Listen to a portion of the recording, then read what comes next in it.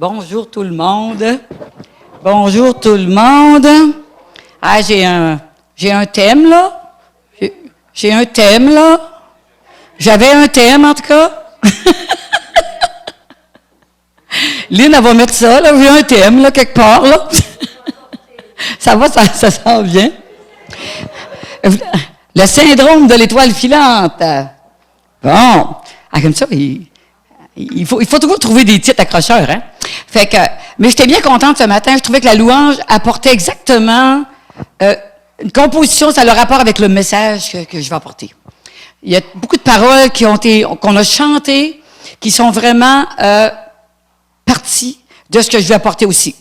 Fait que, j'avais une acétate qu'avec, j'ai voulu vous mettre une photo d'étoile filante, mais avant que je la prenne, elle était partie. Fait que, on l'a pas ce matin. Elle a passé tout droit. OK? Donc, c'est vraiment, c'est quoi le syndrome de l'étoile filante? Vous savez, quand on regarde le ciel, mettons, en été, des fois, il y a des périodes, ils nous avertissent, hein, il va y avoir plus d'étoiles filantes ce soir, et puis, c'est vraiment spectaculaire de voir ça, ça disparaît d'un coup. Puis, surtout un météorite, une étoile filante, tu sais, mettons, on voit qu'il y a quelque chose plus loin que nous. OK? Puis, on est hypnotisé souvent par la brillance que ça a, puis ça nous attire aussi, l'étoile filante, parce que il y a plein d'autres étoiles, mais l'étoile filante, elle nous attire tout le temps. Puis, c'est inhabituel, parce qu'il n'y en a pas nécessairement tous les jours. Puis, ça attire notre attention, mais au détriment des autres étoiles. Ils sont là, les autres étoiles, mais c'est l'étoile filante qu'on voit. Puis là, c'est comme si quelqu'un l'avait tiré avec un canon. Hein? Tu vois ça, ça part. Et puis, mais aussi vite apparu, aussi vite disparu. Donc, c'est un souvenir. Parce que si tu n'as pas regardé assez vite, l'étoile filante est passée. Je n'ai pas calculé en secondes, là, mais ça ne dure pas longtemps. Les astronomes disent qu'on peut voir des milliers d'étoiles semblables tous les ans. Mais elles n'ont aucune valeur pour ceux qui utilisent les étoiles pour naviguer. Et pendant des milliers d'années, les marins utilisent les étoiles pour naviguer, c'est ça. Puis ces étoiles les conduisent à bon port, puis elles brillent d'un feu constant parce que leur position reste inchangée. Fait qu'il y a l'étoile, les étoiles qu'on voit, l'étoile polaire, tu as les autres étoiles, puis tu as l'étoile filante qui, elle, finalement, quand on regarde le ciel, si on passe une étoile filante, c'est elle qu'on remarque. Fait que, peut-être que quand vous étiez jeune, en tout cas, puis regardez, vous savez où trouver la grande ours, la petite ours, l'étoile polaire, hein, puis c'est vraiment le fun de regarder le ciel. Donc, mais ce matin, le syndrome de l'étoile filante, je vais vous parler des chrétiens en général, des ministères aussi. Donc, qu'est-ce qu'on voit? Qu'est-ce que ça nous fait penser? Qu'est-ce que ça va nous rappeler? OK? Souvent, il y a des ministères, ils arrivent de nulle part, puis dans le temps de le dire, ils sont bénis de Dieu, ils sont reconnus, et parce qu'ils sont vraiment bénis, ils ont un charisme, OK? Puis là, les gens, ils vont dans toutes les conventions, ce qu'ils sont, ils veulent acheter tous leurs livres, ils veulent quasiment copier ce qu'ils font, et puis ils les suivent avec Internet maintenant, hein, c'est plus des cassettes, des choses comme ça, avec Internet, ils regardent, puis souvent, ils prennent les paroles comme des paroles d'Évangile, parce que c'est bien. Et je vous dis pas que ces gens-là ne sont pas bénis de Dieu. Généralement, ils sont bénis de Dieu, c'est pour ça que leur parole a autant d'efficacité. Malheureusement, ce qui fait que des fois, ils virent en étoile filante, c'est que, puis ça, on en a vu souvent, on a entendu parler, puis il y a ceux que vous connaissez pas, mais qu'on sait aussi, ils tombent, des fois, ils sont particulièrement bénis, puis malgré tout, ils tombent dans l'immoralité, les magouilles financières, puis l'orgueil, pas difficile, hein? Quand tu as du succès, là, puis que ton âme n'est pas assez préparée, t'es pas assez mort à toi-même, c'est pour ça qu'on s'aperçoit que c'est tous des risques qui nous amènent. Puis ça l'amène Dieu à s'opposer à ces ministères-là, ça explique pourquoi. C'est que Dieu les approuve. Mais si tu tombes dans toutes ces choses-là, l'immoralité, l'orgueil et tout ça, c'est là où Dieu s'oppose finalement, parce qu'il faut que ça l'arrête, ça. Alors, ils se font prendre, OK? Et on connaît tout. Je me rappelle, avant même qu'on suive une église évangélique, tu sais, il y avait justement un évangéliste qu'on voyait le dimanche matin, et puis on les enregistrait sur cassette VHS, et puis tout ça, et puis à un moment donné, tu apprends que bon, il est tombé justement avec des prostituées, puis tout ça. Là, quand toi, t'es pas assez fort spirituellement, tu tombes tellement assommé par ça, Tu te demandes comment est-ce que ça se peut, puis que, tu sais, c'est peut-être des mensonges, et puis là, parce qu'en réalité, on s'aperçoit maintenant, avec plus d'expérience, que c'est Dieu qu'on suit, c'est pas une personne.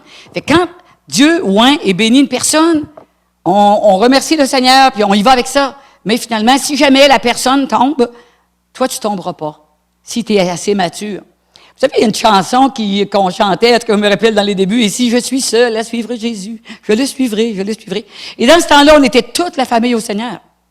OK?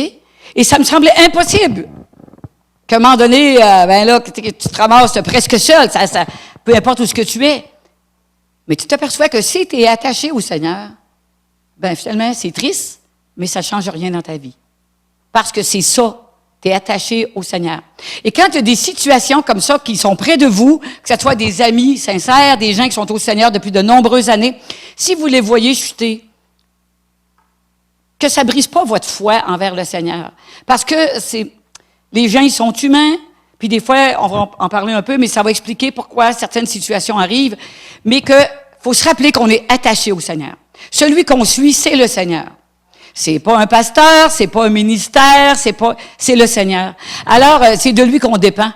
Puis, quand on a fait nos réunions ordinaires, puis moi, je vous conseille vraiment d'aller aux 2 réunions de mi-semaine, si vous pouvez y aller, parce que plus on y va, puis on dit, pouvez-vous y aller? Forcez-vous à y aller. Parce que plus tu vas dans des réunions, plus tu te fortifies. Puis, le Seigneur, dans la présence d'un grand nombre, il n'y a pas la même chose qu'à la maison. Même si vous vous entretenez à la maison, puis tout ça, mais je sais, moi, pour avoir décollé l'intercession chez nous, et puis d'avoir continué l'intercession, d'avoir assisté à toutes sortes de réunions, à quel point ça nous fortifie. Puis après être sauvé la première année, là, j'étais tellement emballé, là, on allait à 4 réunions par semaine. Puis je travaillais à temps plein, j'avais des enfants. Donc, les excuses, hein, Dieu, il passait en premier tout le temps. Mais écoutez, je serais allé 7 fois par semaine s'il y en avait eu, tu sais. Mais je réalise que ça te fait grandir à une bonne vitesse. Tu apprends à t'attacher au corps de Christ, premièrement. Ça, c'est vraiment impressionnant. Tu t'attaches au corps de Christ, le corps de Christ devient ta famille. Alors, peu importe ce qui se passe dans ta famille charnelle, ta famille devient ta famille spirituelle. Et comme dans une famille normale, il y a toutes sortes de caractères, puis il y a toutes sortes de modes. Puis c'est pas si grave que ça. T'sais. Écoutez, on en a tous dans notre maison, puis là, on rit, entre nous autres, des fois, entre sœurs, on se raconte des histoires, puis on réalise qu'on est tellement pas pareils. Hey, moi, je pense pas comme toi pendant tout. Puis c'est pas grave. Puis, dans le fond, hein, on est la famille. On voit les choses en même temps, puis un peu comme des reportages, hein, on est comme tous des journalistes, mais on n'a pas vu la même chose. Un te dit, hey, ça s'est passé comme ça chez nous. Toi, tu te dis, voyons, j'ai jamais vu ça, moi. Tu sais, puis l'autre n'a rien vu. Mais l'autre, c'était important, ça l'a touché. Puis là, tu t'aperçois que, dans une assemblée, c'est exactement pareil. Il y a des gens qui vont écouter le message ce matin, ils vont retenir telle chose, parce que, dans leur situation, c'est de ça qu'ils avaient besoin. Et d'autres vont dire, j'ai rien retenu pantoute. C'est pas grave. Il y avait tout de même des belles louanges. OK, là? Fait que, c'est pas grave pantoute. OK, donc, je riais parce que la dame dont je m'occupe à Péribonca, elle me disait, ouais, mais tu t'en vas en avant, mais qu'est-ce que tu dis au monde? Tu sais, je me prépare d'avance, hein, ça fait 3 semaines, c'est dans ma tête, et puis tu trottes plein de choses, puis moi je ris parce que je les écris toujours à la dernière minute, mais tout est prêt d'avance dans ma tête. Fait que, puis je sais qu'en cours de route, le Saint-Esprit, il en donne d'autres, OK? Donc, j'ai dit, non, c'est parce qu'on est prêt, c'est parce que Jésus, moi, je le connais. Fait que moi, j'ai pas de misère à parler de lui parce que je le connais. Je sais. Ça a fait le 10 février 30 ans que je connais le Seigneur. C'était un samedi à 11h15 dans un restaurant. Je m'en rappelle tellement, c'était tellement frappant pour moi. Donc, tu dis, c'était mon anniversaire cette année, 30 ans. Puis, au début, tu vois ça, 30 ans dans le Seigneur, tu as l'impression que ces gens-là, tu sais, vraiment, c'est le top du top. Mais quand j'ai connu le Seigneur, il n'avait pas tant que ça des 30 ans dans le Seigneur. Là, tu sais, mais ouais, c'est ça. Écoute, beaucoup ont été sauvés en 70. Moi, j'ai été sauvé en 90. Fait que... puis, moi, je me dis, chaque personne qui est sauvée ce matin, c'est merveilleux. On ne peut pas demander mieux. Chaque année. Donc, c'est pas le nombre d'années dans le Seigneur qui fait notre maturité. Ça, c'est bien important. Ne vous fiez pas à nombre. Tu sais, je vous dis ça parce que moi, c'est plaisant pour moi que ça fasse un anniversaire pour moi, là. Mais ça fait pas moi d'une personne qui serait plus mature parce que ça fait tant d'années. Il y a des gens dans 2, 3, 4 ans dans le Seigneur, ils sont beaucoup plus matures que d'autres qui ont dit qu'ils n'ont jamais rien saisi. Et c'est là où le Seigneur intervient. Comme Albert a dit ce matin, hein, le Seigneur a dit qu'il serait avec nous tous les jours jusqu'à la fin du monde. Fait qu'il est avec nous ce matin, et c'est pour ça qu'il est dans mon étoile filante. Mais lui, il est l'étoile qui est solide. Fait que, quand les gens se fient sur d'autres personnes qui tombent, OK? Savez-vous, ça laisse, mettons, si tu manques un peu de, un peu de maturité ou que tu t'es trop fié dans ces personnes-là, il y avait tellement de l'air spirituel, OK? Ça laisse les gens dans la déception, la confusion, la désillusion. Comme de quoi? Est-ce qu'il n'y a pas personne qui va se rendre à terme dans la course, la fameuse course là, qu'il faut se rendre, comme l'apôtre Paul parlait? C'est bien beau décoller, mais il faut bien arriver. Puis en cours de route, c'est comme dans un marathon. Donc, il y a des gens, si tu attrapes une crampe au mollet, ben il faut que tu soignes ta crampe, mais il faut que tu continues quand même. Donc, c'est une course, mais c'est du long terme. Les leçons à tirer, vous savez, la longévité, c'est plus important que tout le reste. Faut durer.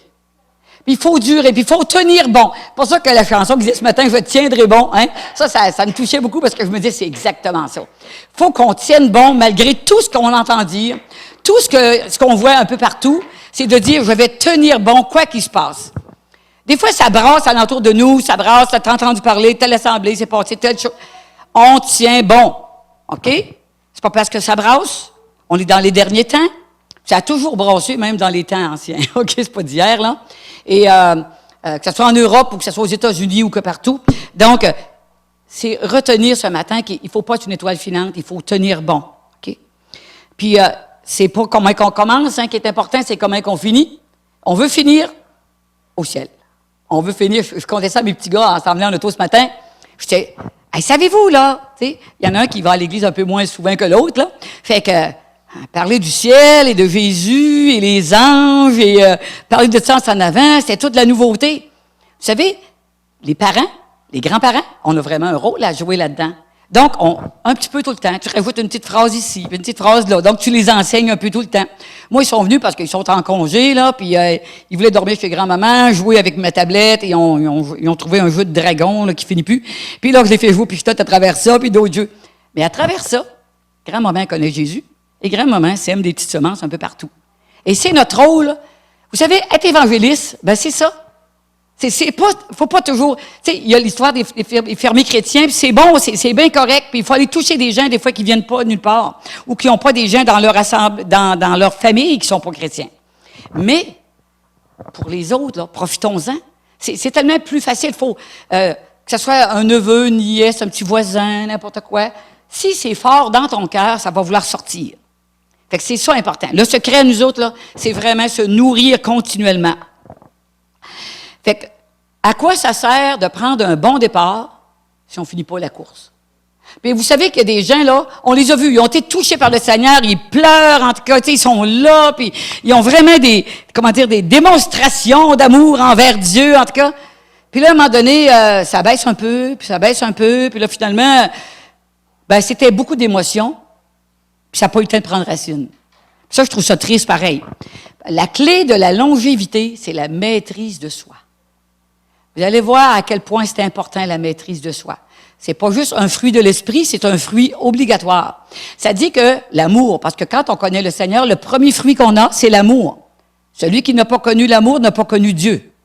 Donc, si vous connaissez pas l'amour de Dieu, c'est quelque part, Dieu n'est pas encore maître de votre vie. Okay? Parce que sinon, l'amour veut exploser, l'amour veut sortir. Et c'est vraiment plaisant de voir comment Dieu peut se servir de nous. Et on peut dire, ben, gloire à Dieu quand Dieu se sert de nous, peu importe dans ce qu'on fait. C'est important. Donc, qu'est-ce que ça veut dire, la maîtrise de soi? C'est de la discipline, la sobriété, l'abandon de soi. Quand on dit la sobriété, là, c'est pas nécessairement l'alcool. Vous savez, la sobriété, c'est pas décoller les quatre fers en l'air dans toutes sortes de choses, tu sais, c'est vraiment. Et l'apôtre Paul ne demande pas autre que ce qu'il fait lui-même. Hein, je ne l'ai pas mis là, mais ça dit dans 1 Corinthiens 9, 24 à 27, ça dit « Je traite durement mon corps et je le tiens assujetti. » Je traite durement mon corps, parce que notre corps est paresseux.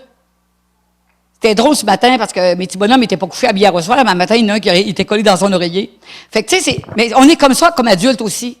Des fois, là, ça nous tente pas. Il fait froid dehors, tu sais. Puis là, ben, c'est une réalité qu'il fait froid, OK? Mais quand tu vas travailler, qu'est-ce que tu fais? tu traites ton corps durement, tu l'envoies travailler parce qu'il faut que ça soit ça. Puis envers le Seigneur, c'est la même chose. OK? Fait que c'est vraiment l'abandon de soi. Puis je vais vous dire, la semaine passée, ceux qui dînent ensemble, en tout cas le midi, on a fait des tests de caractère, OK? Sur les tempéraments, les divers tempéraments. Et le tempérament qui est le mien, hein, dont vous vous doutez pas, je suis sûrement une flegmatique, c'est sûr. Non, c'est sanguin. Et le sanguin, son besoin principal, c'est la maîtrise de soi. OK?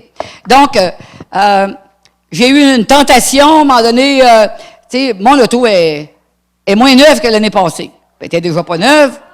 Fait que j'ai vu cet hiver qu'il commençait à avoir des trous dans la tôle en avant des roues. Là, dans ma tête, je me suis dit, en quoi est-ce que je vais la déguiser pour pas que ça paraisse trop? Tu sais, parce que la mécanique va très bien. Fait que là, je me disais, là, ma fille, puis Philippe, toutes les deux, ils travaillent dans un nouveau garage où ils font justement de la location puis de la vente d'auto usagés. Hey, maman, t'as pas vu cette auto-là? Un beau Buick encore, tu sais, un beau petit 4x4, hey, ça te ferait bien?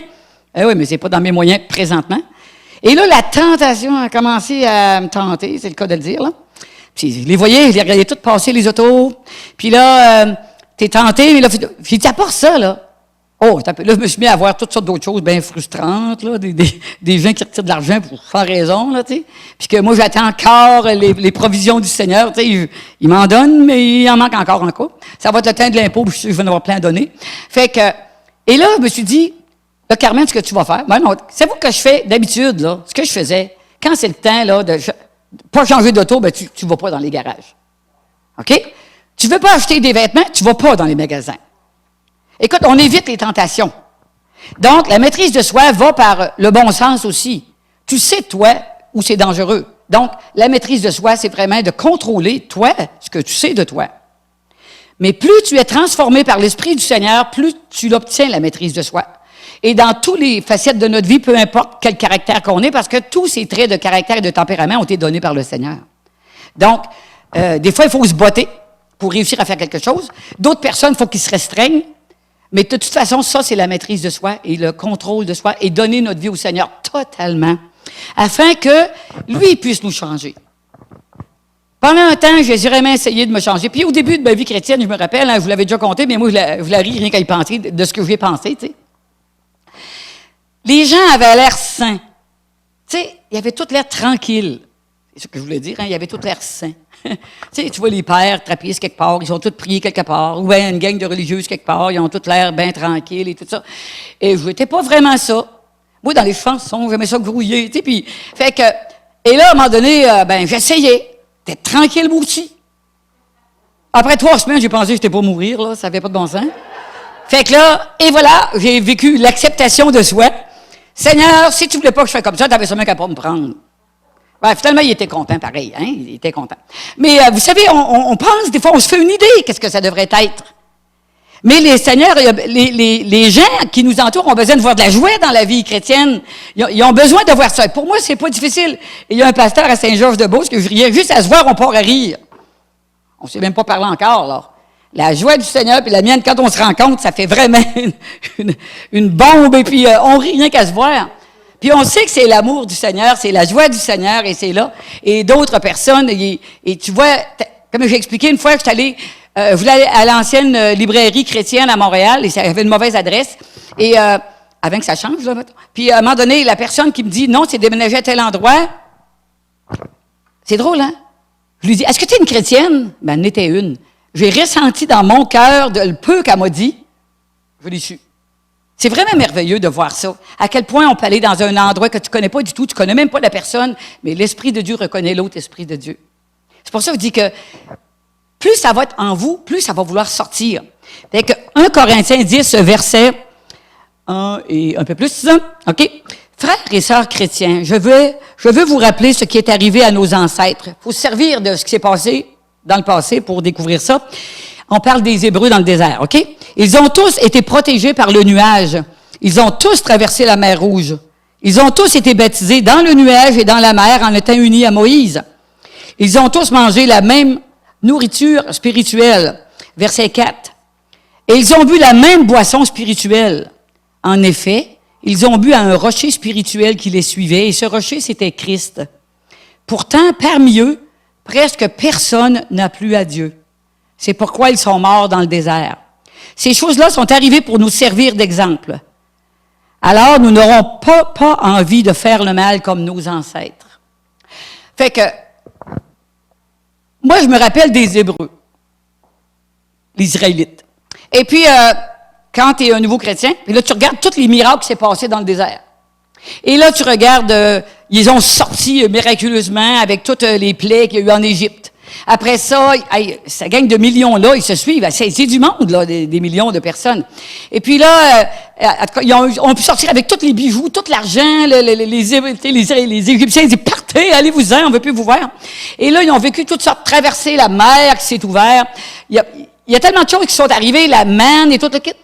Puis là, ils chialaient contre Dieu, c'était pas long. Puis moi, je me disais, ben voyons donc. Ils ne méritent même pas qu'on s'occupe d'eux autres, dans le fond. Mais quand on se regarde, nous, puis que là, on n'a pas écrit sur papier, chaque fois que le Seigneur a répondu à notre prière, à un moment donné, on devient chialeux aussi. Seigneur, quand est-ce que tu vas agir? Seigneur, quand est-ce que ça va arriver? Puis là, c'est ça. Puis là, tu as des paroles dans ton cœur, tu as des situations que tu veux faire. Et là, on n'est pas mieux qu'un Hébreu, croyez-moi. Et c'est vrai, là, jusqu'à ce que j'ai eu bien pitié d'eux autres, parce que je voulais bien que Dieu ait pitié de moi aussi. Et puis, c'est là qu'on s'aperçoit que ça a duré 40 ans. Imaginez-vous juste, mettons, prenons 10 ans de votre vie ou 5 ans de votre vie, on va mettre seulement 5 ans. Pensez à ce qui s'est passé il y a 5 ans. De quoi Dieu, il fait rien dans, mettons, de spécial, vous pensez, en tout cas, pendant 5 ans. Est-ce que vous pensez que Dieu est encore là? Dans votre tête, vous pensez qu'il n'est plus là pendant tout, qu'il vous a oublié, puis qu'il s'occupe de quelqu'un d'autre, tu sais? On est oublieux.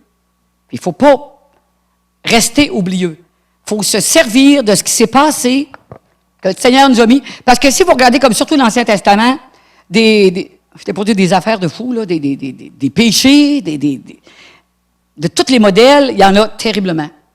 Ça n'a pas été donné parce qu'il fallait copier ça. Ça a été donné pour les éviter. Voici comment la personne a tombé. Voici comment David a tombé. Et comment il a tombé dans l'immoralité. Comment il a fait tuer le mari de la femme qui convoitait. Wow! Tu dis, ça va loin, là. Mais la pire, moi, que je trouvais, là, c'était vraiment l'homme qui avait fait un vœu selon Dieu que la première personne qui descend de la montagne, là, était pour l'immoler. C'était sa fille. Ça, on ne copie pas ça, hein? Ça vous fait rien, là? C'est tellement ridicule, cette affaire-là. Mais quelle façon de faire? Pensez-vous que Dieu voulait la vie de cette personne-là? Pas du tout. Donc, vous savez, à part ceux qui se ramassent en psychiatrie, là, Dieu, il n'envoie jamais tuer personne, là, puis c'est pas Dieu qui te parle quand il tue quelqu'un, tu sais. Fait que Jésus est venu pour sauver, hein? Il n'est pas venu pour détruire. Fait qu'il y a des choses que plus vous connaissez la parole de Dieu, plus vous savez que telle chose ne se peut pas. Vous savez que telle chose se peut. Donc, c'est important de la lire, puis de comprendre ce que vous lisez. Puis, lisez pas toujours la même chose. Il est important que vous lisiez différents passages un peu partout.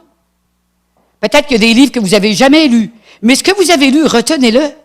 C'est important de savoir pourquoi le Seigneur a donné ça pour notre instruction à nous. Verset 12, suivant, était encore dans 1 Corinthiens 10. Ces choses-là sont arrivées à nos ancêtres pour nous servir d'exemple. On les a écrites pour nous avertir, nous qui sommes bientôt arrivés à la fin des temps. C'est pour nous avertir. Puis combien de fois dans les proverbes ou tout ça, comment ils avertissent les jeunes gens de ne pas se tenir auprès des femmes, les tentations, vous savez, les tentations. Ben oui, si vous commencez à fréquenter des bars pendant qu'il y a des belles demoiselles, des petites poulettes qui sont là, ben oui, vous allez être tenté. Elle n'est pas là. OK? Si elle noce, ben tenez-vous avec votre conjoint puis que ça se limite là. Il y a des tentations partout. Il y en a eu de tout temps, puis ça n'a pas changé. Sodome et Gomorrhe, ça existait. On ne vient rien d'inventer là, avec toutes les immoralités sexuelles. Moi, j'en reviens plus. Les transgenres, pensez-vous que j'avais ou savoir de quel genre on est, pensez-vous que j'avais cette tentation-là quand j'étais adolescente?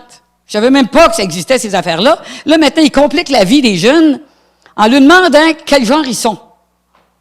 Puis là, tu sais, j'en reviens pas qui dit ça aux gens. Puis en réalité, c'est une minorité, tout ça. Puis on voit mettez-vous dans la tête que si c'est écrit dans la Bible que telle chose, elle est mauvaise, elle est encore mauvaise aujourd'hui. OK? Peu importe la loi qu'ils ont passée. Cette loi-là n'est pas une loi de Dieu. Donc, même si c'est une loi du monde, C'est pour ça qu'il faut savoir qu'est-ce que Dieu dit à propos de ces choses-là. Pour pas que vous ayez des tentations ou des doutes par rapport à Dieu. Parce qu'il y a des gens qui se disent, oui, mais moi, je comprends pas pourquoi cette personne-là, elle est comme ça. Donc, là, ils ont des doutes sur la parole de Dieu. Hey, est-ce que tu crois que tu vas aller au ciel? Est-ce que ça dit que si tu acceptes Jésus, tu vas aller au ciel? Oui? Bon, ben pourquoi tu as des doutes sur le reste maintenant? Si Dieu le dit que c'est ça, moi, je crois que c'est ça. Je comprends pas tout, là, OK? Je vous dirai pas que je comprends tout. Il y a des choses que je saisis pas tout. Mais une chose est sûre, c'est qu'on tombe de plus en plus dans l'immoralité. Et c'est là d'où on a besoin de la maîtrise de soi partout. C'est pourquoi celui qui se croit solide doit faire attention de ne pas tomber. Je fais attention tout le temps. Je vais vous confier quelque chose. Le jour où j'ai décidé qu'il fallait que je me sépare, la première chose que j'ai prié, Seigneur, protège-moi de moi-même. De quoi, je ne sais pas, mais je ne voulais pas prendre de chance. Vous savez, les tentations peuvent arriver n'importe comment. Mais on ne le sait pas. Même si d'habitude, je n'ai pas de problème avec ça, là. On le sait-tu? Qu'est-ce qui va arriver dans ce temps-là? Tu ne le sais pas. La solitude, n'importe quoi. Hein? J'ai un de mes enfants qui n'arrête pas de me trouver un monsieur tout le temps. Hey, maman, ça serait un bon monsieur pour toi, ça. C'est pas un chrétien. Il dit, tu le convertiras. Non, ça marche pas. Vous comprenez, là? Mais les tentations, ils viennent de toutes les façons. Parce que dans le monde, c'est comme ça que ça se passe. Mais nous, on n'est pas du monde. Le Seigneur a dit, quel rapport y a-t-il entre les ténèbres et la lumière? Fait que si la personne est encore dans les ténèbres, tu peux pas aller avec cette personne-là. Même si dans le monde, elle est très gentille. Puis que ça m'aiderait à me faire arriver financièrement et qu'elle serait... Bon, mais non, ça n'a pas rapport. Si Dieu veut m'envoyer quelqu'un, il l'enverra. Sinon, c'est pas grave. Il pourvoira tous mes besoins autrement. Tu sais, dans le fond, c'est pas juste financier. Donc, on s'aperçoit que la maîtrise de soi vient de la connaissance de Dieu. Et il ne faut pas s'appuyer sur nos capacités personnelles. Fait que celui qui est debout prenne garde de ne pas tomber, afin que tu ne sais pas, tu n'avais peut-être jamais cette tentation-là. Ma mère, c'est quelqu'un qui n'a jamais vraiment consommé d'alcool, OK? Fait que, mais, quelques mois après que mon père soit décédé, là, elle avait vraiment encore redonné sa vie au Seigneur. Et là, elle a eu une soif d'alcoolique. Mais une soif, là. Puis là, il y a tout le temps eu un bar à boisson, pour la visite, en tout cas chez nous. Puis là, ça lui disait justement, d'en prendre comme ça, elle n'aurait plus de peine. Mais là, elle s'est dit, je ne commencerai pas à faire honte à mes enfants. Et là, le Saint-Esprit l'a aidé, elle a dit, Satan sort de ma maison. Elle dit, en disant ça, toute la soif est partie. Fait que tu ne connais pas la tentation que le diable peut te donner. Parce que ma mère, c'était vraiment pas quelqu'un qui prenait un coup, OK? Nulle part, jamais, OK? Mais vous voyez, le diable essaie de la tenter avec ça. Puis, parce qu'elle avait beaucoup de peine puis de l'ennui. Hein? Fait qu'il y en a qui vont chasser leur tristesse avec ça. Donc, vous ne savez pas le jour, l'heure, la tentation que le diable va trouver pour essayer de vous séduire. Maîtrise de soi, bien important, OK? La façon dont nous vivons tout au long de la course est plus importante est importante, mais nos habitudes de vie doivent être imprégnées du prix, du but de la victoire. Faut se rappeler tout le temps où on s'en va. Faut pas oublier qu'on est en 2020, mais est-ce qu'on va vivre jusqu'en 2021? On le sait même pas. Il y a eu un carambolage cette semaine. Il y a 2 hommes, là, tu sais, qui étaient des amis de moto puis de skidoo. Ben, eux autres, ils ont été pris dans le carambolage, puis ils sont morts là. Ils s'en allaient simplement faire un tour, tu sais. Pas assez vieux. Ils n'étaient pas malades, ces hommes-là. Ils n'étaient pas là pour mourir. Hein, je pensais à nos petits Français qui sont morts noyés, là. Tu sais, il y avait juste du plaisir aux autres là. Tout ce qu'ils voulaient aller là. Est-ce que tu le sais, toi, dans vingtaine, pendant que tu as le goût de rien de t'amuser, que c'est la fin de ta journée? Tu le sais pas. Alors, c'est pour ça que tu ne sais ni le jour ni l'heure. Donc, il faut tout le temps être prêt. Il faut tout le temps regarder le but qui est en avant de nous. Et si on oublie le but, pourquoi est-ce qu'on est sauvé? Pourquoi est-ce qu'on a accepté le Seigneur? Bien là, les tentations deviennent plus grandes que le but. Et c'est là l'importance aussi. Les Israélites dans le désert, vous savez, il y avait un fort penchant pour les choses mauvaises. Mais est-ce que nous, on serait si différents que ça? Ça n'a pas été long qu'ils se sont fait des idoles, hein? Ça n'a pas été long, OK? Moi, j'ai de la misère à croire ça. Mais il y avait des idoles en Égypte. Fait qu'eux autres, ils ont commencé à s'en faire, parce que dans le fond, c'était long. Mais quand tu regardes, ça veut dire que c'est pas parce qu'ils étaient le peuple choisi de Dieu qu'ils vivaient juste pour Dieu, eux autres là. Ça veut dire qu'ils étaient mélangés à travers les idoles d'Égypte et de tout. OK? l'immoralité, il y en avait, il y avait de tout. Il était la rébellion, mon doux Seigneur, la rébellion. Puis, allons pas croire qu'on n'est jamais rebelles, nous autres, là. Même si j'ai toujours considéré que je n'étais pas une enfant rebelle à mes parents, tout ça. Mais là, à un moment donné, j'ai vu, il y avait des injustices qui se passaient au travail. Et j'ai commencé à me rebeller tranquillement. J'ai réalisé ça après. Là. Sur le coup, je pensais pas me rebeller. Là. Mais me rebeller, tu sais, genre, tu as le droit de placer ton auto jusqu'à telle place parce que le restant, c'est la clientèle. Je me mettais à la ligne maximum. Puis s'il y avait une auto, je pouvais être une en avant. Tu sais, on dirait que, juste pour faire la tentation jusqu'au bout, là. Jusqu'à ce que le boss, il me dit, pourquoi il faut tout le temps que tu testes jusqu'au bout la capacité? Et là, j'ai trouvé que je ressemblais à un enfant. Tu sais? Parce que c'est ça que les enfants font. Puis dans le Seigneur, on est souvent des enfants. On va tester jusqu'où le Seigneur va nous permettre. Puis des fois, on va tester la tentation jusqu'où on va résister. Ah, ça, je ne vous conseille pas de faire ça, par exemple. Parce que c'est un grand danger quand même. D'où vient la maîtrise de soi? Donc, quand vous considérez que quelque part, là, vous êtes en train de tester Dieu, hein? C'est de réaliser que c'est une mauvaise attitude. Parce que ce que le Seigneur m'a dit à moi, on juste vivra par la foi. La Bible dit aussi, le juste vivra. Mais là, il m'a appelé mon. Alors, je suis bien contente qu'il m'a appelé mon juste. Moi, dans ma vie, c'est pas pour rien qu'il n'y a rien. Je t'ai pas dit qu'il n'y a rien qui arrive. Il arrive plein d'affaires, mais dans le fond, il n'arrive pas tout ce que je voudrais. Parce que je suis testée dans la foi, parce que le Seigneur m'avait dit au départ, tu vas vivre par la foi. Alors, la foi, c'est un choix. J'ai décidé que je croirais ce que la parole dirait et que je vais faire ce qu'ils ont dit. Je me sers des exemples que les personnes ont chuté pour, moi, garder la maîtrise de soi de ces choses-là, afin de ne pas tomber, afin de ne pas être une occasion de chute pour quelqu'un d'autre aussi. C'est bien beau dire, moi je vous dis ce matin, tenez bon, hein? Même si c'est quelqu'un qui chute alentour de vous, tenez bon. Mais t'es pas obligé de la personne qui fait chuter l'autre quand même, là. Tiens bon, sois un exemple quelque part. Plus le Seigneur va habiter ta vie, plus tu vas être un exemple. Plus ça va vouloir exploser en dehors de toi. En quoi ça nous concerne aujourd'hui les Hébreux dans le désert? OK? Parce que comme les Hébreux, on boit régulièrement des fois à la source spirituelle de Dieu. Ce matin, puis bien des matins, hein? Puis presque tous les dimanches, on goûte la présence de Dieu. De toutes sortes de façons. Des fois, ça prend un peu plus de temps avant qu'on rentre profondément dans la louange. Mais au début, on chante, on fait la louange parce qu'on parle à Dieu. Et à un moment donné, on dirait que là, on s'imprègne. Tout d'un coup, là, on est bien rentré. Puis par la grâce de Dieu, des fois, tu es bien préparé, puis tu rentres direct là, et ça, gloire à Dieu. Mais des fois, ça prend un petit peu plus de temps. Continue, puis il vient un temps que la présence de Dieu rentre dedans, dans ta vie. Et là, tu t'aperçois qu'on est en communion. Et là, on goûte Dieu régulièrement. Et moi, en plus, j'ai fait partie de la génération qui a goûté le réveil, là, tu sais, de 94 à 2000 à peu près, là, tu sais, bon.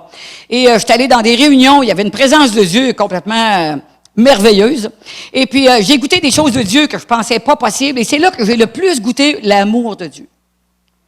Ou pour une fois que j'étais au sol, je chantais juste que le Seigneur disait qu'il m'aimait, à quel point il m'aimait. Je restais là, tant que les fourmis me toutes montaient dessus, j'étais en plein air, OK? Ça me marque encore 20 ans plus tard. L'amour de Dieu. Et quand tu as goûté ça, faut pas se fier juste à ça.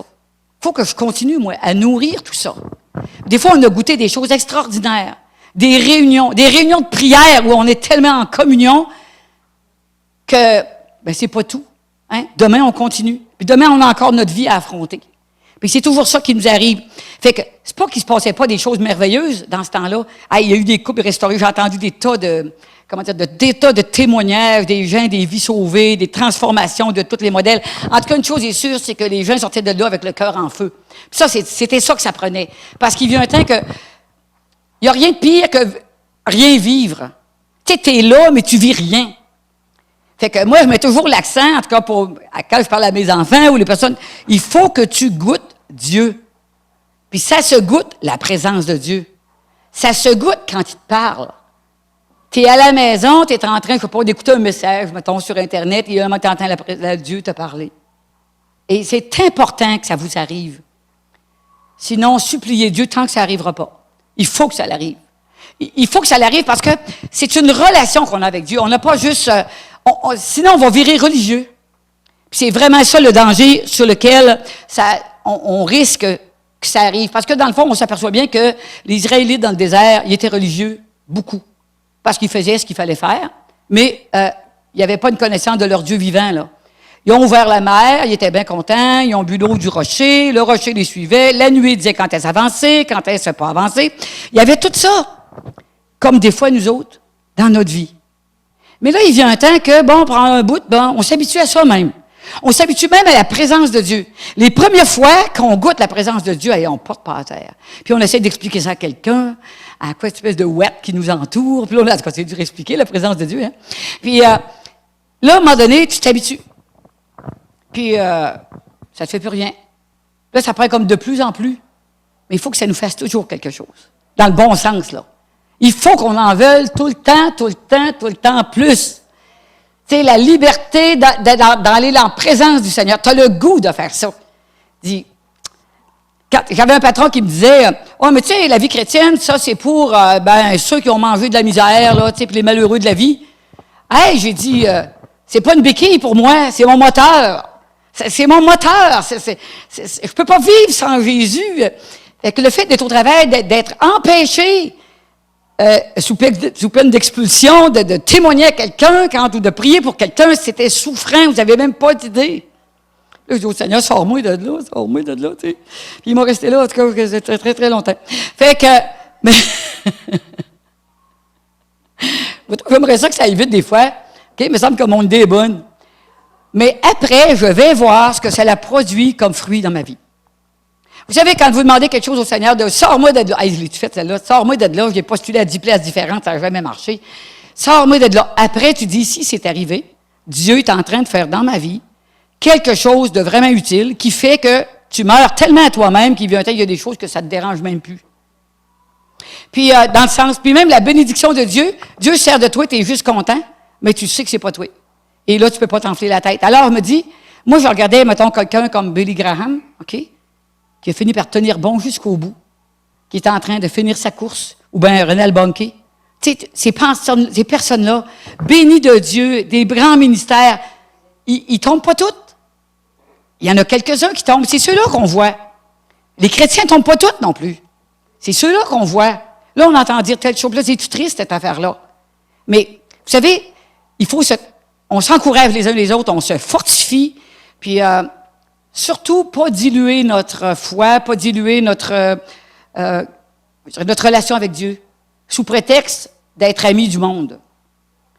Et faut pas se servir aussi de la parole que Paul, il disait, je suis, mettons, avec les Juifs, je me tiens comme un Juif et tout ça. Vous savez, quand je vais avec je parle avec les gens du monde, je ne me comporte pas comme les gens du monde, mais capable d'être ami avec eux autres, par exemple. Okay? Mais il y a des choses qu'on ne fera pas, puis on sait qu'on ne le fera pas parce que c'est un mauvais témoignage en même temps. Savez-vous que les gens nous regardent beaucoup plus qu'on pense, même ceux qui critiquent, puis vous critiquent, puis vous disent à quel point c'est pas correct votre affaire. Ils veulent pas que vous tombiez. Ah, ils seraient mal pris. Parce qu'ils croient que... Ils veulent avoir quelqu'un qui croit quelque part. Bon. Fait que c'est pour ça que c'est bien important. Fait que, vous savez, être renouvelé par le Seigneur, c'est une expérience extraordinaire. Mais il ne faut pas que ça reste une expérience unique. Puis, quand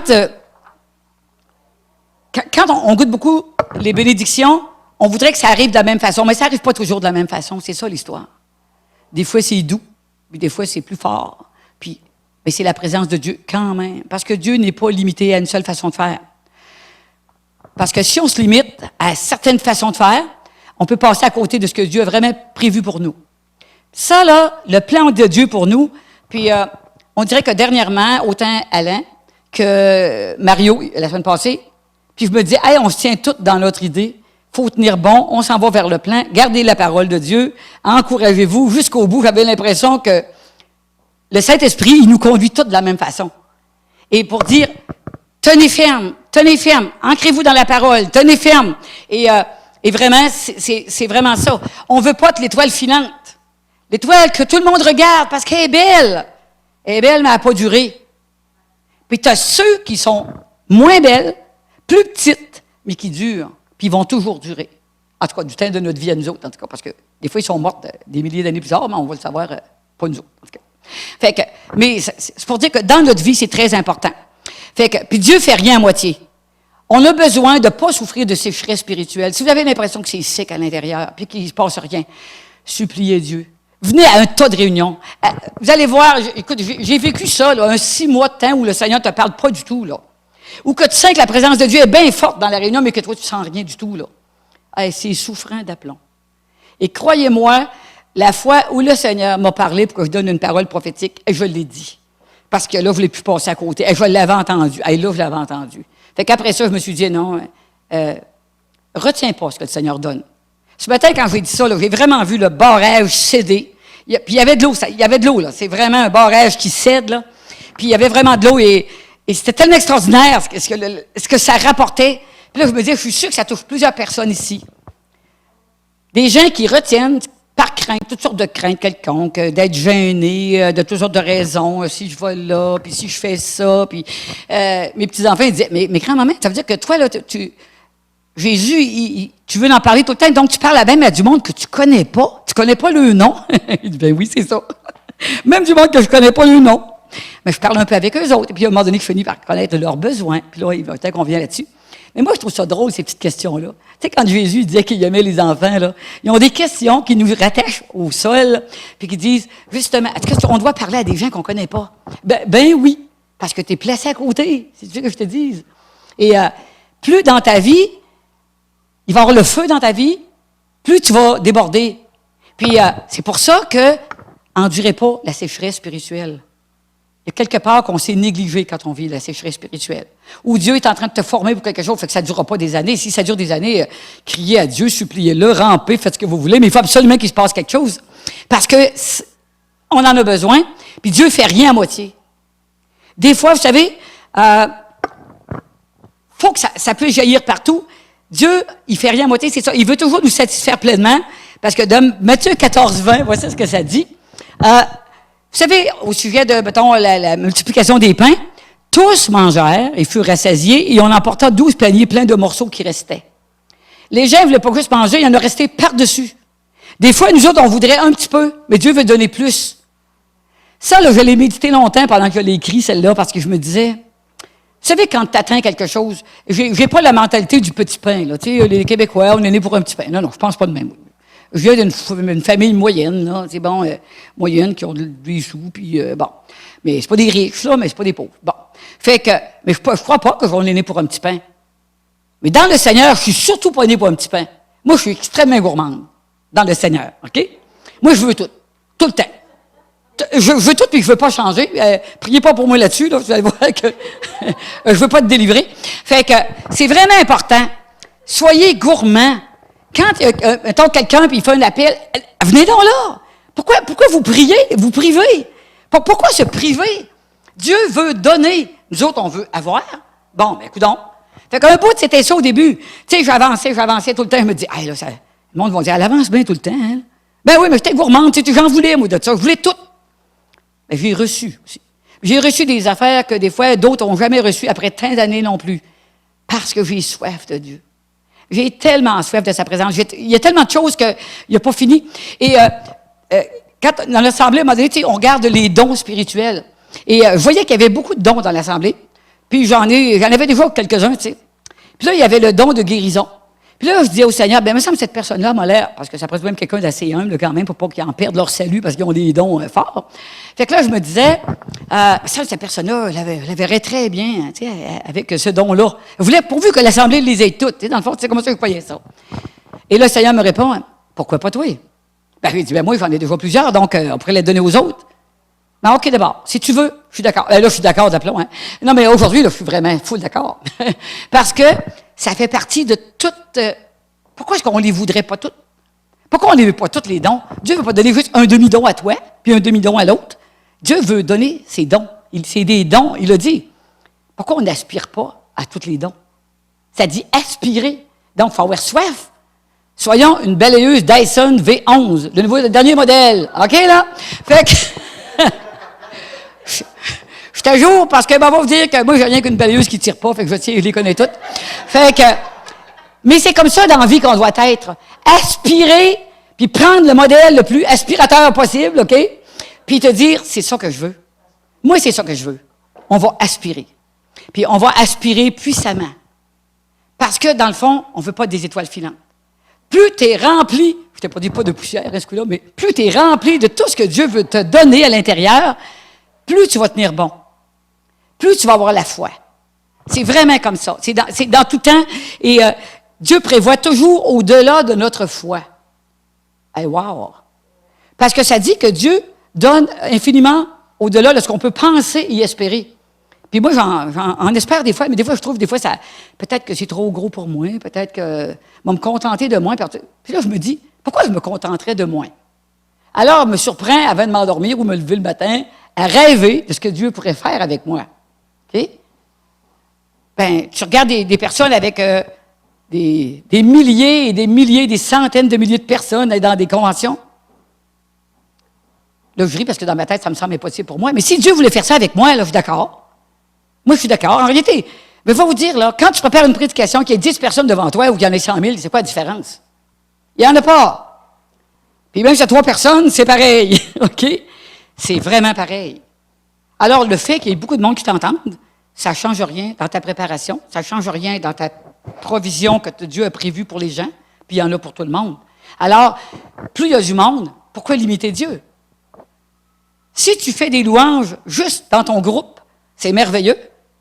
Mais s'il y avait des centaines de personnes ici, là, foule jusqu'au bord, on ouvre tout le bord, puis tout est plein, puis le monde attend dehors pour la réunion suivante. Ça serait merveilleux. Ils se sont déjà préparés pareil. Ils se sont déjà exercés pareil. Tout est fait. Donc, pourquoi limiter Dieu dans ce qu'on fait? C'est dans toutes choses.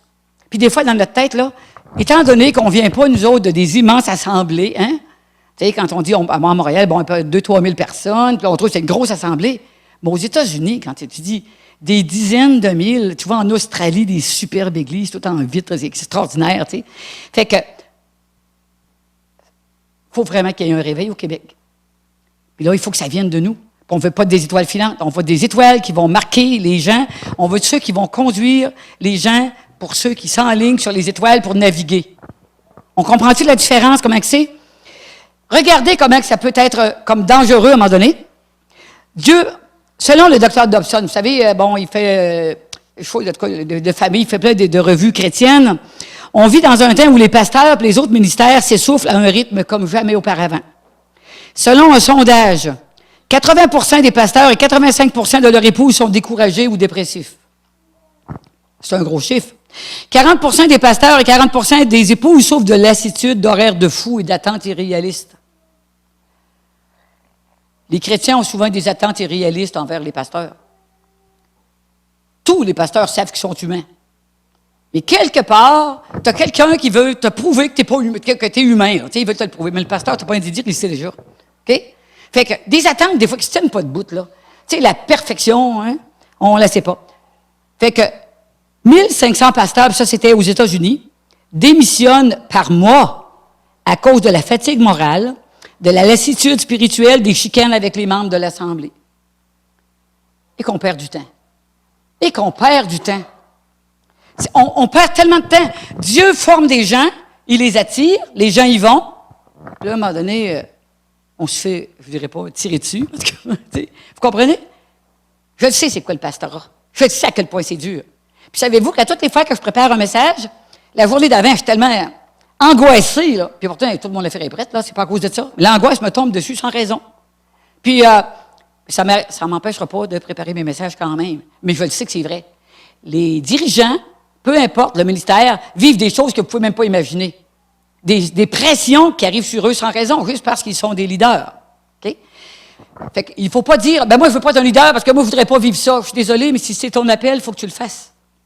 On répond à l'appel, puis avec ça, on passe à travers.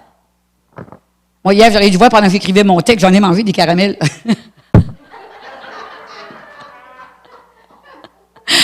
Et j'étais consciente de ce que je faisais, puis je me disais, misère, hein, encore ça. C'était, tu sais, des choses, en tout cas, parce que, tu sais, vous savez que le sucrage, ça fait bien du bien. Hein. Ça donne de l'onction au message. Fait que dans la vie, vous savez, dans la vie, même le chrétien qui se considère moyen, il vit des pressions que vous ne viviez pas quand vous n'étiez pas chrétien. Et là, le diable, tout son but, c'est jamais de pas oublier que le but du diable, c'est de nous détruire, nous décourager et nous faire tomber dans toutes sortes de péchés. Donc, quand on connaît ses buts, c'est quoi l'idée?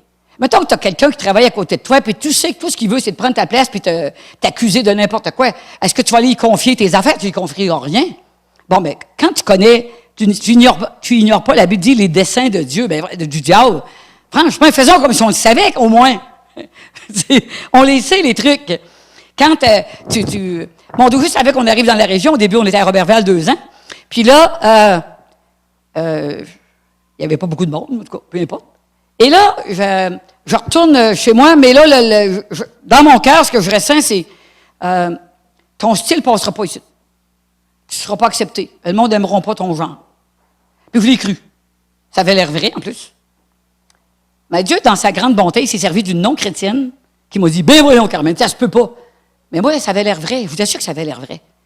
Puis là, tu dis, ben oui, le monde est différent, puis tout ça, là. Ben, c'est comme pour le reste. Je me suis accepté en me disant, vous êtes obligé de m'endurer. Mais c'est vive l'acceptation de soi, OK? Fait que, il n'y a rien de pire que de vouloir être quelqu'un d'autre, OK? Fait que, quelque part, là, le diable, à un moment donné, il ne peut plus m'avoir là-dessus. OK? Là, je les ai passés, les tests, là, il ne peut plus m'avoir, là. OK? Je suis en mode acceptation, moi, là. OK? Fait que, mais vous savez, des fois, peut-être que vous ne l'êtes pas encore en mode acceptation. Et peut-être que vous doutez de vous pour toutes sortes de raisons. Bien, doutez pas de vous. Parce que le Seigneur, il vous a choisi. Puis il vous a appelé à faire ça. Puis des fois, ça semble petit, mais le Seigneur t'a appelé. Arrête de douter. Dieu, il sait qui tu es. Il sait tout ça. Puis, mais des fois, quand le diable nous apporte une idée, ça a l'air vrai. Croyez-moi, ça a vraiment l'air vrai. Mais Dieu, dans sa grande bonté, il déjoue les plans de l'ennemi. OK? Quand ton cœur sincère. OK. Si on faisait le même sondage que je vous ai dit tantôt avec les membres de l'Assemblée, on arriverait au même résultat. Beaucoup de gens sont découragés. Parce que c'est la communion avec Dieu qui diminue. Il disait, la majorité des croyants, on est comme des étoiles filantes qui bloquent leur intimité avec Dieu. C'est ça la clé, à part la maîtrise de soi, l'intimité avec Dieu. Fait que quand on parle d'intimité, il y a des couples qui n'auront jamais d'intimité, ils vont te marier longtemps, puis ils ne partagent rien de vraiment profond, personnellement. Je parlais avec ma voisine, je lui ai fait accepter le Seigneur, et je disais, je donnais l'exemple, si on connaît Jésus, c'est comme juste par l'extérieur ou comme ton mari. Et elle me dit, il ne me parle jamais, je ne le connais pas. Et ça fait 50 ans qu'ils sont mariés, là, tu sais. Mais c'est vrai que ça se peut que le monsieur ne parle pas, puis qu'elle ne le connaît pas tant que ça. Je dis, hey, c'est bien triste, je trouve ça terrible. Mais vous savez, il y a beaucoup de couples qui n'ont pas d'intimité. Et ils ne peuvent pas comprendre c'est quoi le principe de l'intimité avec Dieu. L'intimité avec Dieu, c'est que tu lui confies tout. Tu sais qu'il sait tout de toi, puis tu ne peux rien y cacher. Puis on se sent rassuré d'être comme ça. La pire affaire, c'est de faire semblant que Dieu ne sait pas ce qu'on est. Puis, ou de penser d'y cacher des choses. Il y a toutes sortes de combats que vous livrez que seul Dieu ne connaît. Puis ça, c'est correct comme ça. Cette intimité-là, ça veut dire que lui, quand vous allez vivre des problèmes, puis que vous avez l'impression que personne ne vous comprend, vous allez savoir que lui, il vous comprend. Ça, c'est important. Parce que ça, je l'ai vécu, c'est ce qui m'a fait tenir debout. Tout le temps. En disant, lui, il sait ce que je pense. Il sait ce qu'il y a dans mon cœur. Il sait, comprends-tu? Alors, comment tout le monde m'accuserait de n'importe quoi? Moi, je sais qui je suis, puis je sais que Dieu le sait. Et là, tu trouves la paix. Malgré tout. Et ça va toujours vous garder. L'intimité avec Dieu. Puis, si vous voulez savoir comment est l'intimité avec Dieu, lisez sa parole. Puis là, à un moment donné, à travers ça, tu dis, ça me parle. Ça me parle. Fait que, laissez-vous parler par Dieu. Puis là, on va dire, reconnaissez-vous là-dedans. Puis acceptez ce que Dieu dit de nous. La chanson qu'on disait tout à l'heure, avant même que je sois né, Dieu me désirait déjà. Et moi, je me dis, voyons donc. C'est pas ce que ça le dit, parce que ça a l'air impossible, là. Mais la parole de Dieu le dit, moi, j'ai décidé que c'était ça. C'est vrai. Moi, je suis la 3e en 3 ans, je suis sûr qu'il désirait que j'arrive tout de suite. Moi, je suis sûr. Fait que si j'avais été la 5e en 5 ans, ça aurait été la même histoire. Vous comprenez? Mais Dieu me désirait déjà, lui. Dieu me désirait déjà. Donc, j'ai été aimé pareil, là, c'est pas ça, mais je veux dire, mais Dieu me désirait déjà. Peu importe que votre enfant soit une surprise, vous l'aimez pareil. Hein? C'est pas juste celui qu'on a attendu 10 ans après qu'on aime. Même celui qui arrive avec une surprise. Tu l'aimes pareil. Fait que c'est important que Dieu sait exactement ce qu'il veut de nous. Et on est très professionnel souvent, puis on oublie que des fois, il faut comme se laisser aller, je dirais. OK? Avec Dieu. Il faut tenir compte plus du tempérament que du charisme. Ça a l'air de rien parce que c'est le fun, quelqu'un qui a du charisme, puis quand il parle, puis là, peut-être tu comprends, puis en tout cas, il y a des gens qui l'ont, en tout cas. Puis j'écoutais hier Luc Dumont, en tout cas, puis il partageait la parole La Nouvelle Vie, puis là, tu sais, il me fait rire, Luc Dumont, puis il est tellement sincère dans sa façon de faire, puis j'aime ça, tu sais. C'est certain que moi, mes préférés, c'est des gens qui sont sincères dans leur façon de s'exprimer. Que ce soit Joyce Meyer, ou des gens qui livrent leur cœur, OK? Quelqu'un qui fait semblant d'être parfait, ça ne m'accroche pas tant que ça. Parce que je le sais bien que c'est pas vrai. C'est pas comme ça, la vie. Fait que t'es bien mieux d'être sincère, puis t'es sincère avec Dieu, puis c'est avec ça que tu gardes cette intimité-là, puis le tempérament que tu vas bâtir avec ta relation avec Dieu, c'est ça qui fait la différence. C'est de là vient la maîtrise de soi. Donc, c'est bien important de connaître l'intérieur. Et j'ai parlé dernièrement avec quelqu'un qui connaît le Seigneur depuis longtemps, qui fait les choses comme le Seigneur, qui va reprendre des gens pour dire ça, c'est comme ça qu'il faut faire. Mais je me dis, il y a de quoi qui ne va pas. Je le sens qu'il y a de quoi qui ne va pas. Et là, le Saint-Esprit me montre, c'est le changement intérieur qui n'a pas eu lieu. L'extérieur, il était correct. La personne ne faisait plus ce qu'elle faisait avant. Mais l'intérieur, puis je le sentais qu'il y a de quoi qui n'allait pas mieux. Ah, ça prend le Seigneur qui me... Là, j'ai dit, OK, on va pouvoir travailler là-dessus. OK? En disant, là, OK, on va pouvoir travailler là-dessus. Et si le Saint-Esprit te le montre, c'est pas pour juger la personne, c'est pour dire, voici sur lequel il faut travailler. Puis l'intérieur. Puis pour avoir les fruits de l'Esprit, ça dit qu'il faut que le Seigneur, il les fasse lui-même. Donc, si vous portez beaucoup de fruits, le Seigneur y est glorifié. Puis en plus, vous allez être tellement heureux. Tellement le fun de porter du fruit. Il y a des gens qui disent que ceux qui n'ont pas de fruits, ils les retranchent. C'est un avantage à porter du fruit. OK. Je suis en train de tirer sur vos fleurs matin. Mais pour porter du fruit. Mais c'est parce que c'est important. C'est vraiment important. Fait que le tempérament ne se forge que par l'expérience et l'obéissance à Dieu et sa parole. L'obéissance à Dieu, sa parole, c'est ça qui va faire la maîtrise de soi. C'est ça qui va faire que vous avez un intérieur qui correspond avec ce que vous dites. Dieu, il n'y a rien contre le charisme et puis les dons et tout ça, là. Parce qu'il a formé l'homme, tu sais. Mais, il y a une page blanche ici, là, un peu. Ça doit être la page de l'étoile filante. OK. T'sais, avoir des capacités, tout ça, ça nous amène sur la moitié du chemin. Mais c'est le tempérament qui va nous mener jusqu'au bout. OK? C'est vraiment ça. Fait que le manque d'intimité avec Dieu, ça ouvre la porte aux choses du monde, à la corruption, aux erreurs de doctrine, aux appétits de la chair, puis à l'ignorance spirituelle.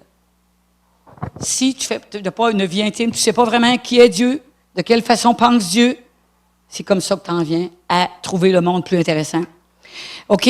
Ensuite, si on base notre vie spirituelle aussi sur des expériences religieuses, plutôt que sur une relation intime, grandissante avec Dieu qui est vraiment vivant, on s'expose à des étoiles filantes.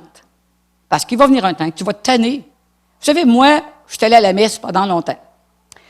Même aujourd'hui, les yeux fermés, je serais encore capable de me mettre à genoux quand j'ai le temps de me lever et de dire la phrase exactement que c'est tout ça. Ça ne changeait absolument rien dans ma vie. C'est plate quand on pense à ça. Parce qu'il y a encore des gens qui vont là en espérant que ça change quelque chose dans leur vie. Puis là, je prie beaucoup pour eux autres. Parce que je me disais, il y en a ceux qui ne cherchent rien d'autre, là, mais il y en a qui cherchent Dieu à travers ça. OK? Fait que je me dis, le but, c'est pas de courir après juste ceux qui se disent athées. On ne sait pas qui va accepter le Seigneur. Donc, nous autres, plus on va avoir notre intimité avec Dieu, plus on va avoir le goût de la partager avec quelqu'un. Plus tu as de l'intimité avec quelqu'un, plus tu as le goût de partager ça.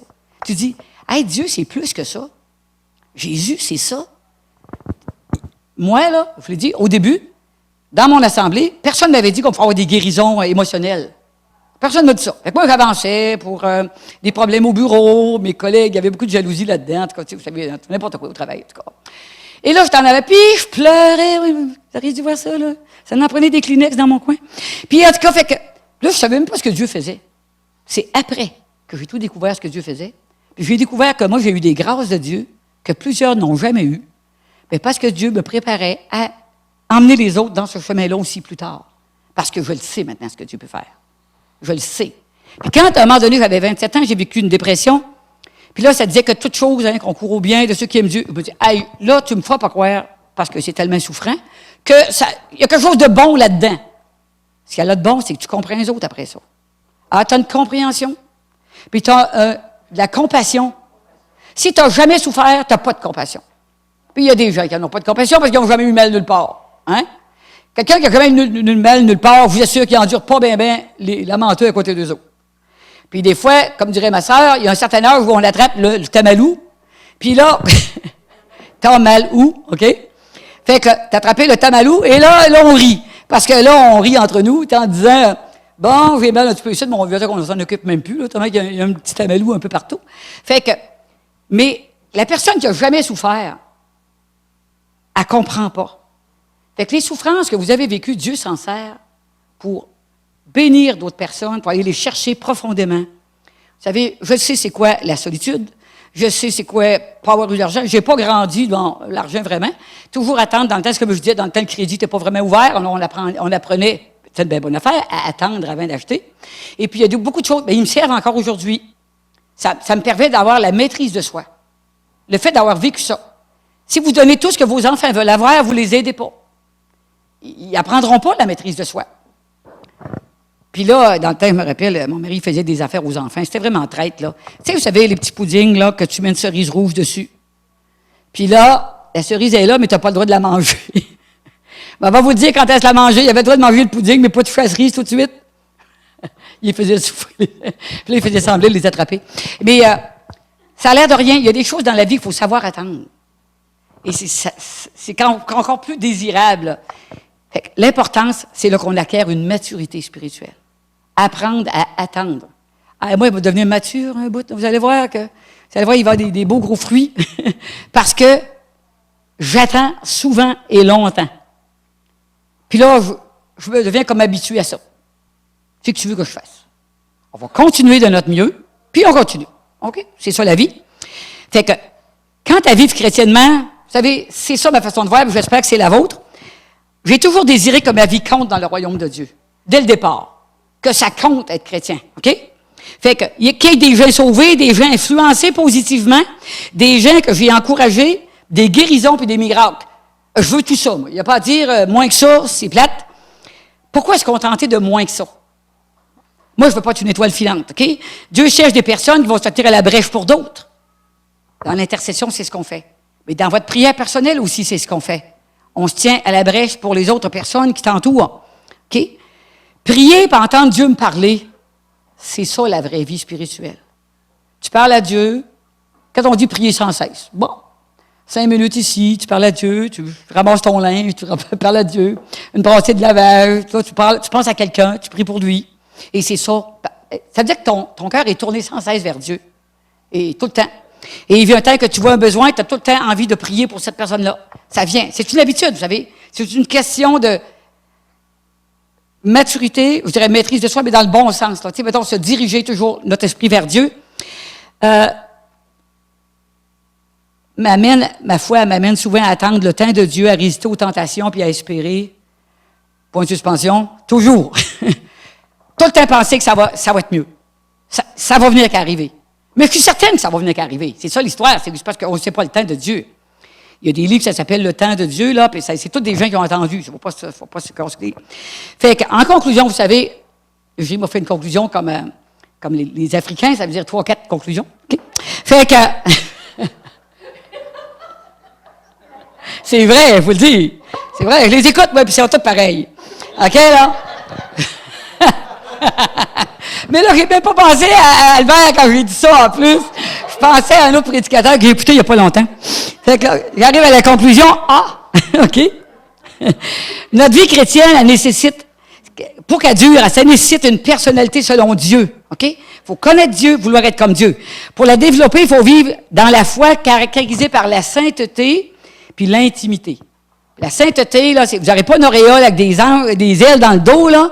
Ça va être, vous voulez être pur, parce que vous savez que Dieu est comme ça, puis c'est ça que vous voulez être, OK? Il n'est pas possible d'apprendre la sainteté sans connaître Dieu. Sinon, ça va être une série de règlements, puis ça ne sera pas à l'intérieur, OK? Ça va être des œuvres difficiles à réaliser, comme le caractère, tout ça. Vous avez essayé de changer des traits de votre caractère, je suis certain. Hein, on veut tous avoir ça, c'est des dons, là. Je te dis que ça ne marche pas longtemps quand c'est nous autres, puis on retombe encore, puis c'est décevant, jusqu'à ce que je dise, là, Dieu, tu vas faire la job toi-même. Moi, je suis volontaire, là, mais tu vas faire la job. Ben, vous savez, elle n'est pas finie, là, vous savez, vous me voyez, elle n'est pas finie. Mais on travaille là-dessus, Dieu puis moi. OK?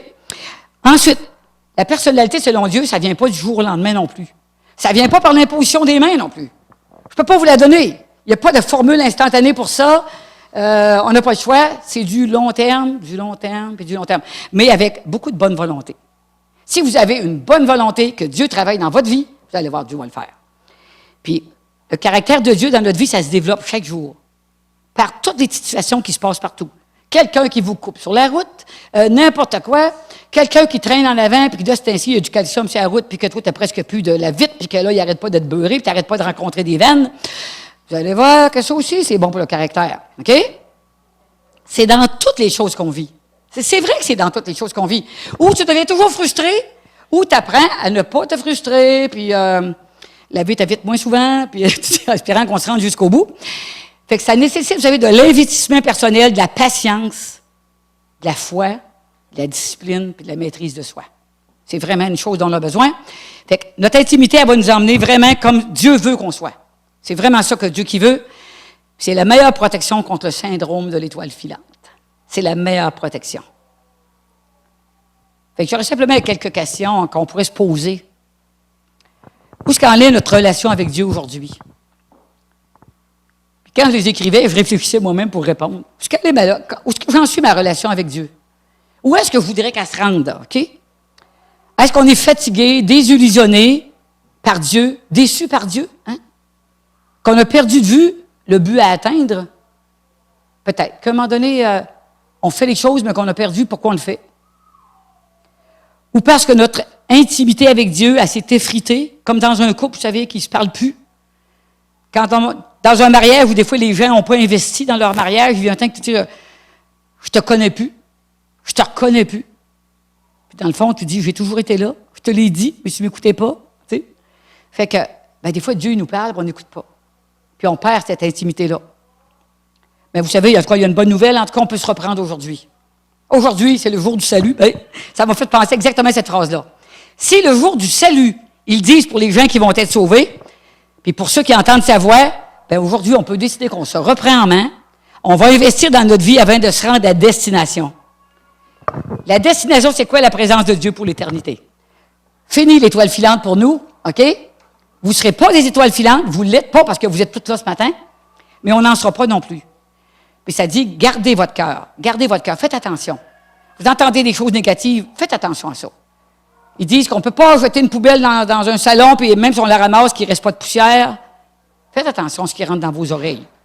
Faites attention à ce que vous écoutez. Faites attention à ce que vous regardez. On fait attention tout le temps. Fait que quoi qu'il en soit ce matin, peu importe votre besoin, voulez-vous plus de Dieu, d'intimité? On s'avance vers Dieu. C'est pas moi, on s'avance vers Dieu. Ayez soif. Soyez gourmands. OK? Soyez gourmands. Qu'est-ce que je veux de Dieu ce matin? Vous savez, là, c'est le pas. Dieu pourrait le faire chez vous, dans votre chaise, là. Le pas qu'on fait pour s'avancer, c'est la foi. C'est un exemple de notre foi. C'est un exemple de notre soif. N'ayez pas peur de dire à Dieu, j'ai encore soif. Tu sais, Dieu avait beau dire qu'il va te donner de l'eau vive avec laquelle tu n'auras plus soif, là. On a de plus en plus soif, mais pas de la même soif qu'avant. On a soif de sa présence. Je vous invite ce matin, OK, simplement s'avancer vers Dieu. Puis s'il me vient de quoi pour vous, je vous le dirai. OK? Mais moi aussi, je vais travailler pour jamais être une étoile filante. J'ai connu des personnes que j'ai aimées qui n'ont pas fini la course. C'est décevant. C'est triste. C'est vraiment triste. Puis moi, je me dis, soyons pas un objet de tristesse pour Dieu puis pour les autres. On a besoin de la présence de Dieu. Je la sens, la présence de Dieu ce matin. Elle est là parmi nous. Puis, tu sais, je sens, Dieu, il veut agir au milieu de nous. J'espère avoir contribué de vous donner un petit peu la soif. La soif de qu'est-ce que ça prend pour durer. Tenir bon. Tenir bon jusqu'au bout. Pendant que Patrick nous joue quelque chose, merci. D'ailleurs, je voulais vous remercier, orchestre, de mettre vos dons à notre service. Tout le monde, mettre vos dons à notre service. Et qu'on est bénis. Alors, on est tellement bénis. Alors, imaginez-vous que s'il décidait de, je ne sais pas, c'est bon, je ne veux pas y aller, je ne veux pas le faire. C'est exigeant. Bien oui, c'est exigeant. Alors, ce qu'on fait nous autres aujourd'hui, on désire de Dieu.